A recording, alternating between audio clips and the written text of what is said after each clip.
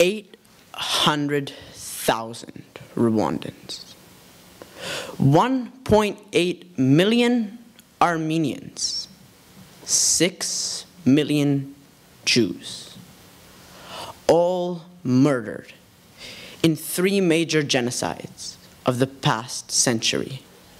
And while these people were killed by the evil leaders and their followers, the world stood by and watched while doing nothing to save them.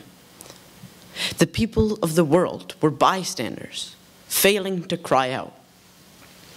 As Simon Wiesenthal said, "For evil to flourish, it only requires good men and women to do nothing." Today, I argue that the bystander who fails to act against evil plays a part in portraying that evil themselves. This holds true throughout our lives, from the playground and the schoolyard to the battlegrounds and the killing fields. In the playground or the schoolyard, the bystander watches as their vulnerable peers are harassed by the local bully. We've all seen it before. What sets some of us apart is what we did about it. One might decide not to get involved, that it's not their problem, it's not their business. This sends the message that the bullying is acceptable, giving the bully courage to continue. The lack of support teaches the victim that you don't care enough about them, and that hurts them further. Neutrality, bystanding, helps the bully and hurts the victim. As Elie Wiesel said, neutrality, we must pick sides. Neutrality helps the oppressor, never the victim. Silence encourages the tormentor, never the tormented.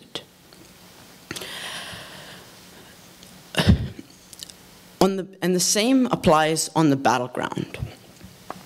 When Hitler began to oppress the Jews looked to the world for help, but the world denied them refuge. Good men and women, pilots, flew over Auschwitz, and they could see the murders and the cremation below them. Just a twitch of their finger could have ended the slaughter. Yet, they did nothing. The Holocaust was only possible because so many people did nothing, just as many of us do nothing today. In the future, we will again witness injustice on a small scale in our daily lives or on a large scale internationally. Again, we will be presented with the choice between negligence or action. I call on you today to choose the latter. Let us be the ones to speak out about problems, even when they don't directly affect us, because problems tend to spread, expand, and become worse, and sooner or later, they'll engulf us as well.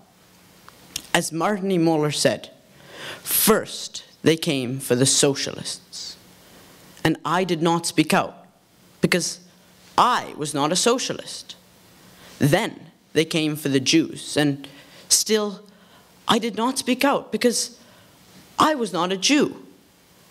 Then they came for me, and there was no one left to speak out for me. We must stop injustice as soon as we see it, before it can spread. When good men and women take action, when they step up, speak out, and just give of themselves, we create a better world. A world where evil is displaced by the courage and the energy of all of us. And that is a world which I, for one, would like to be a part of. Thank you.